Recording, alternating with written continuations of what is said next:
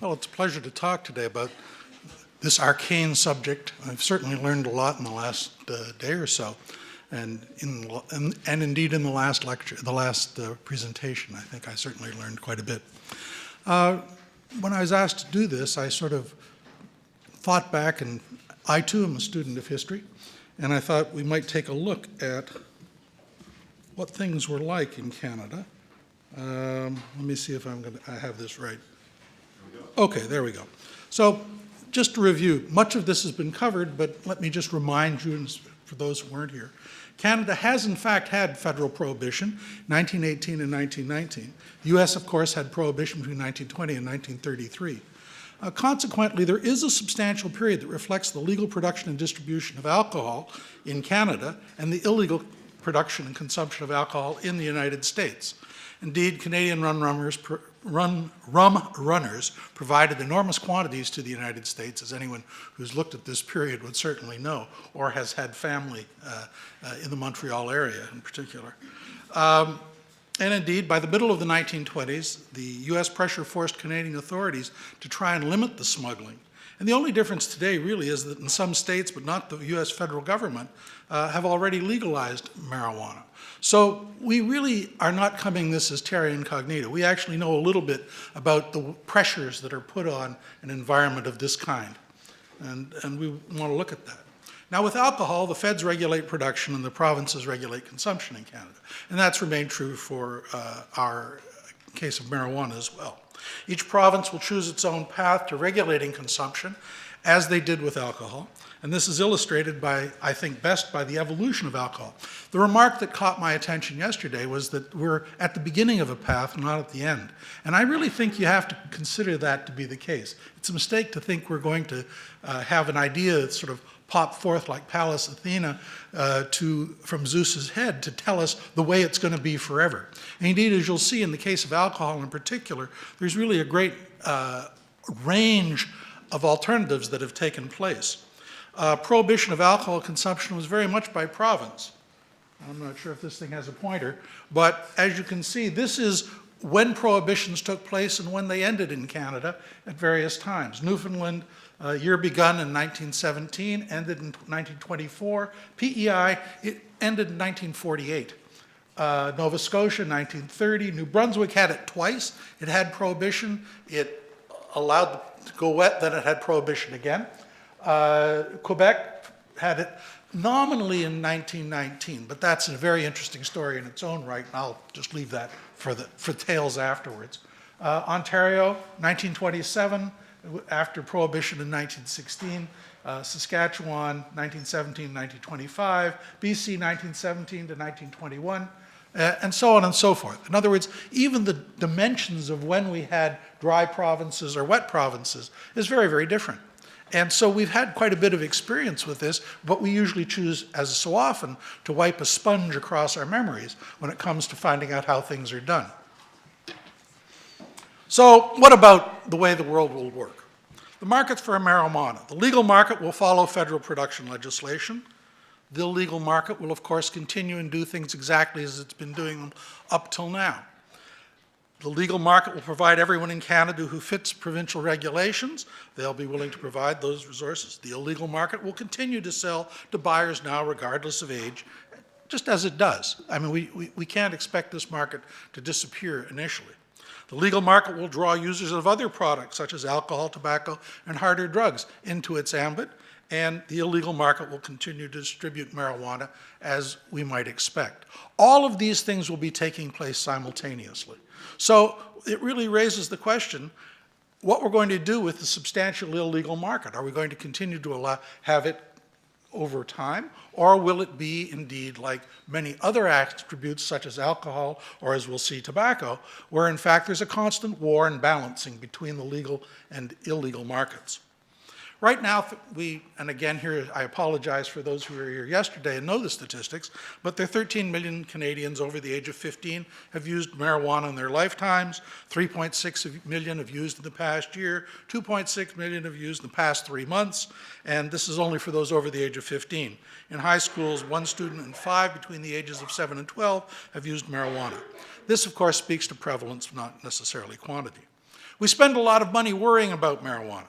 There have been 44,000 incidents of possession to which the police have recorded, 5,000 incidents of trafficking, 3,000 incidents of production, 1,600 incidents of export or imports. Roughly 3% of all incidents known to the police are marijuana related.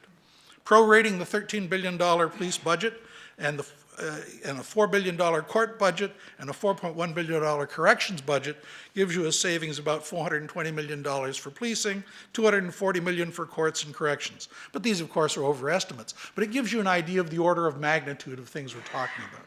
And oftentimes, in things this vague and this puzzling, it's good to just get some feel for what the numbers are like.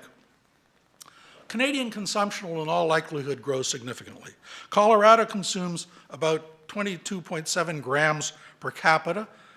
This is a high relative to my 2004 estimates of 11 grams per capita of what was consumed in Canada. And I'll hype my own project a little later.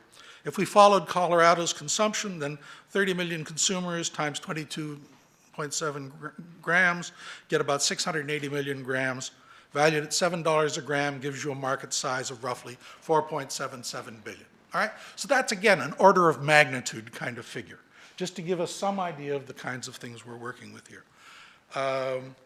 This is a piece in which I developed a methodology for estimating how much marijuana there was in British Columbia and get some ideas of what kind of spending there was. This was done in 2004, which is probably why I'm here, is that I've been looking at these for a number of years. And it's kind of an interesting piece. You might want to go back and review it and see how it predicts what's coming. All right, so as an economist, of course, I always look at following the money. We raise about $7.7 billion in alcohol taxes. We have tobacco taxes of $8 billion. We have gambling taxes of $7.5 billion. And, marijuana, zero. I just don't think that will stand. I think, indeed, the government will ultimately, and by the government I'm talking about both federal and provincial, will certainly look to this as a source of revenue. But is that revenue going to be drawn from a market that's sensitive or insensitive? Things like tobacco are hard to grow. Marijuana is relatively easy to grow. We know that the markets are price sensitive. The best example I can think of is the tobacco market here in Quebec. In 1991, taxes were increased on a carton of cigarettes from about $10 on a $40 base. Smuggling increased so that instead of 1 in 6 cigarettes being illegally consumed, as they are today, 1 in 3 cigarettes were illegally consumed. So the federal government and provincial governments backed off, and they reduced the tax from a $47 carton of cigarettes in those days, they made that a $23 carton of cigarettes. So it was a substantial backtracking on the tax rates. Because the market was very sensitive and the revenue declined so sharply, they noticed. The same forces are present with marijuana. If the excise taxes we have are too high, initially, either on production or consumption, or together, the illegal market will simply provide the difference. With current cigarette taxes, 1 in 6, I said, are known to be illegal, and 1 in 3 when the taxes were just a bit too high. So that's a pretty sensitive market, to say the least. We have competing goals with the marijuana taxation, and we have to recognize that, and we've heard bits and pieces of it. But economists are fond of trade-offs.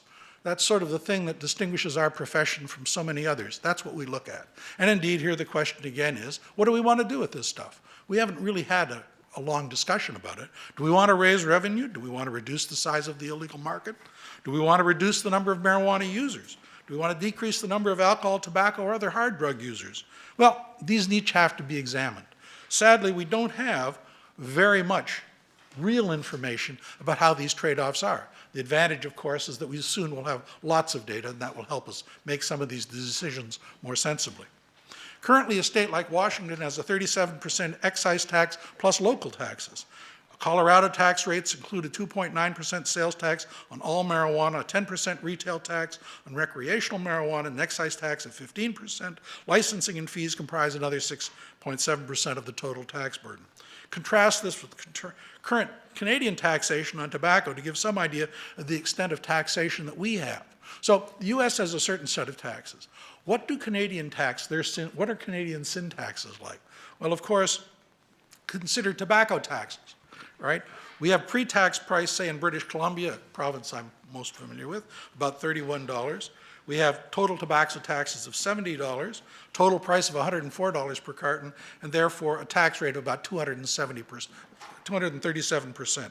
In Alberta, it's 238, Saskatchewan 278, in Ontario 200, and in Quebec 180.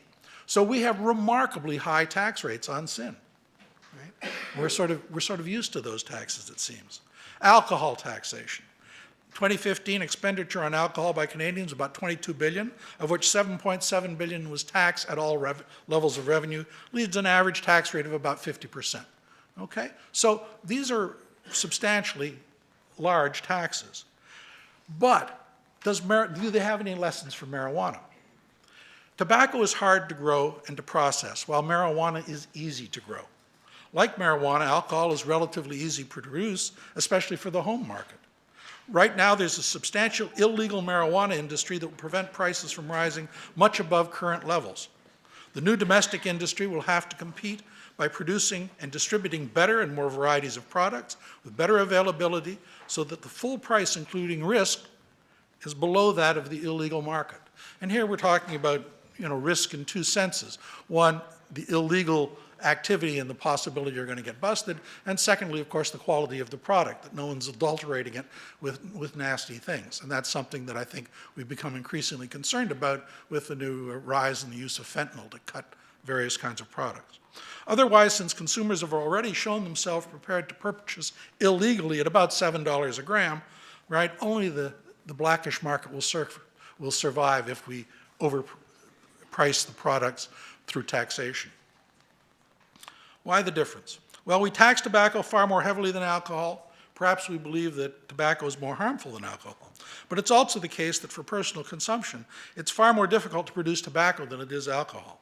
With the legal right federally to grow 4 plants of your own to draw people into the illicit market suggests a distinctly lower price to establish the legitimate industry.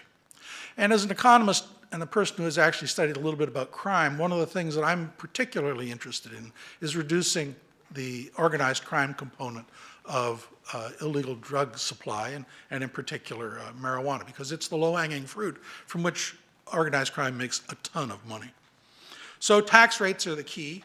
Of course, the 7 grams does not include taxes, but it does include a risk premium I mentioned. If we want consumers to purchase on the legal market, we have to be sure that the cost remains on par with the illegal market. The HST or other provincial tax will be 5 and 10%. The Parliamentary Budget Office suggests the HST alone will generate a price of $8.04. Well, this is a good place to start, given the legitimate industry is only leveraging the HST and its counterparts. In other words, if you're going to have any more excise tax and you raise the value of the cost per gram over $8 or $9, I think you're going to have a lot of trouble competing with the illegal market. Right now, with the nature of legislation being brought in not only in the federal government, but the provinces, I'd like to characterize this period as chaos unchained. Happily for researchers, the province will go their own way. I think it is going to be chaotic. I think every aspect of it is going to be very difficult, and we have to sort of hold our breath. And the key thing here is not to lock in legislation that somehow creates interest groups that prevent us from changing legislation when it becomes appropriate, and it's seen that this is a bad thing, right? I'm not, however, I say the persistence of the institutions we see with alcohol, I'm not optimistic the provinces will pursue best practices. First year or two will be chaotic at worst, and best practice interact with a reactive business and consumer world. We need to embrace it and learn and regulate a little bit more knowledgeably. We have to prepare to be flexible down the line, as opposed to ossifying immediately whatever kinds of regulations we have. We want to avoid creating those players who will institutionalize poor practices. Think of the Canadian marketing boards and their tenacious defense of the status quo as the economic paradigm of bad policy. The current state of the market, and this I think is particularly interesting, and I was talking about variety, and of course as a social scientist, what I enjoy is variety because it gives me ways to measure things as things change. So on the left-hand side of the first column, our lifetime usage and last year's usage across the provinces. Then we have the minimum age that governments have decided to sell to. Notice I guess Alberta's at 18, everyone else is at 19. How it's going to be retailed through government stores or other methods, whether they're going to have online sales, that's cataloged here as well. Will you have retail sales or not? Well, still haven't got that oscillated, but happily there's lots of variation. The number of stores, again, there's lots of variation here as well. The number of producer licenses, the number of plants you're allowed to grow at home, the price per gram currently. What I'm suggesting is that there is going to be tremendous variation. And as a social scientist, I can't tell you how happy I am, because it gives us an opportunity to find out what's going on. We may be able to characterize best practices, although I doubt that they'll necessarily be brought into force. All right, let's see. What are the scenarios that I see, at least as an economist, in a very broad sense, that can help all of us think about this? I start by thinking about a standstill. That is, suppose prices and costs remain the same, what is available for current revenue? Then secondly, what I call the medium run, when labor and capital can be redeployed in the industry. And then finally, the long run, when technical change in production and the industry itself reaches maturity. So the first one is the standstill.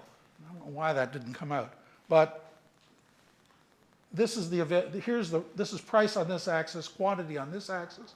Here's the equilibrium price if there's no taxation. Here's the price with taxation, and there's the tax revenue involved. Okay, that's sort of the paradigm. The revenue standstill story, and I did this in my piece in 2004, where I've just updated things to 2017 prices. We have roughly 400 metric tons or so being sold, 413,000 kilograms, so many grams, so many cigarettes. The cost per cigarette gives us a total revenue base of about 1.49 billion. Okay, that's just a calculation. That is what I sort of said is up for grabs as far as the current situation is, and what, of course, currently goes to organized crime, which is why it's such a lucrative market. Now, that's the revenue today. The medium run. When costs fall because of the ability to exploit a larger scale of operations, the tax potential increases, but is constrained by the ability to grow your own, remaining illegal producers, rather like the price of wine and beer is today. Well, we have lots of boutique grow-your-owns in terms of alcohol, but indeed the taxation rate in alcohol is not so prohibitive that the large producers in any way are constrained. They produce lots of beer, they produce lots of wine, and we tend to buy it as opposed to making it by ourselves. Further, in the marijuana industry, demand may shift as legalization makes it more attractive for the general population, or as some have argued, that the cachet as such will be lost and therefore it'll become less attractive. I don't really have a strong view on that, except to say that, we'll find out. It's an empirical question, and we'll find out in the end of the day how it's going to work. So here we have our shift in demand, and we have the cost structure falling from, say, 340 today to 160 if we just did away with the taxes, and that suggests there will be an increase in supply, all right? And then we say, okay, well, how about the long run? Because that's sort of another step along the way. We're going to have to manage the problem of competition with the private sector, namely illegal production in any case. But in the long run, this is a state in which labor and capital are fully able to move in the industry, and there are benefits to mass cultivation and production. The current cost of a pound of marijuana is about $3,200. The current cost of 1 pound of tobacco is $2.05. Do you notice the difference? They're both produced commodities. Tobacco is a notoriously nasty product to produce.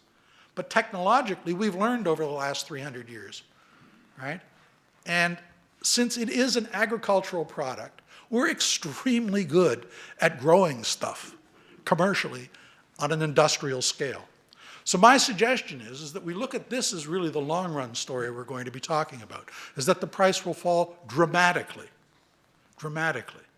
And anything we do now will be looked at 50 years from now, and people will say, imagine how this all got started. Because, of course, industrialization will bring about a relatively rapid, in this day and age, change in the structure of the industry, where I expect it to be much like the tobacco industry. A number of large growers producing a bunch of stuff. Instead of that useless wheat, they'll be waving hills of marijuana in Saskatchewan, and things like that. I think that we'll find an entirely different sort of organization when it's industrially produced. And can it be? And the answer is yes, it certainly can be.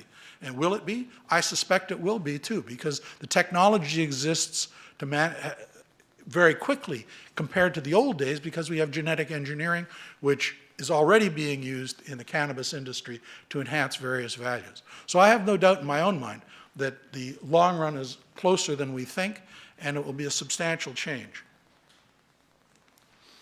All right, so here I just talk a little bit about the value of tobacco and a cigarette, whether this is really the story. The value of tobacco and cigarettes is about half of 1 cent. The rest, $31 per 200 in a carton, or 15.5 cents per cigarette, is marketing and distribution.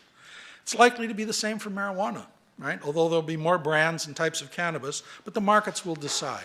And that's really the key point, is that everything we see today is at a moment in time. And as the point was made yesterday, and I think I'd like to reiterate it, it is only a point in time, and now this is a market in motion. And we simply have to get used to the idea that whatever regulations we see now are not going to necessarily be appropriate for a longer run. And that's, I think, the main message that I feel is important to draw from all this. How many cigarettes will be sold in the long run? I have really no idea. I think we'll probably have lots. What the difference in price will be and the ultimate tax structure, again, I don't know the answer to this. I have some wild guesses, but these are not kinds of things you can know with any real precision. It's not something that we can really address. What we can look at really are just the broad trends that we've looked at. I think highly speculatively, if the cost of production fall toward the price of cigarettes, then since we're willing to pay $3.40 for them today, that leaves an available tax of about $2.7 billion. The price falls and demand shifts, and it's likely this is a lower bound. Little wonder governments will love this. It really is an opportunity for them to draw taxes. The big problem is they have to temper their current taxation policy to get people out of the market. What they want to do is defeat the idea, the same way they do with alcohol, is to defeat the idea that everyone produces their own or can buy illegally. Instead, the vast bulk of alcohol comes through the beer store and the liquor stores. And those kinds of observations, I think, is the same thing we want to have in our own minds in terms of the model that we have with dealing with marijuana. So I end on what I'd call a final discouraging note. Illegal marijuana will continue to be produced to feed the market in the US. I assume that Canada will not permit legal export licenses to the US, and so that legal producers will not simply obtain an export license to Tahiti, as was done under Prohibition. My favorite story is the schooner Malahat would be filled up with alcohol in Vancouver, and it would have its export license to Tahiti with alcohol. And amazingly, this four-masted schooner would make the trip in 6 days. So indeed, there was a very active market like this. In addition to the gray Canadian market, we'll always have illegal production until something changes in the US. Because after all, illegal producers still market a great deal to the US market. This puts a powerful constraint on our ability to tax marijuana, since the black market that works so well today will continue to be available to locals, albeit more profitably aimed at our neighbors to the south. We also have this problem too, is what do we do with the people who are working in the industry today, many of whom have records, some of whom are really nasty people, some of whom of course are very nice, but some are really nasty people. And indeed we have the example after prohibitions. The guys who drove the trucks after Prohibition, well, a lot of them became Teamsters. And I think if any of you know your history about the Teamsters Union, it was a particularly nasty piece of work. Just ask Jimmy Hoffa. And these kinds of legacies 100 years later is still going to be haunting us. So think of this as the beginning of the regulation of marijuana on the 100-year plan.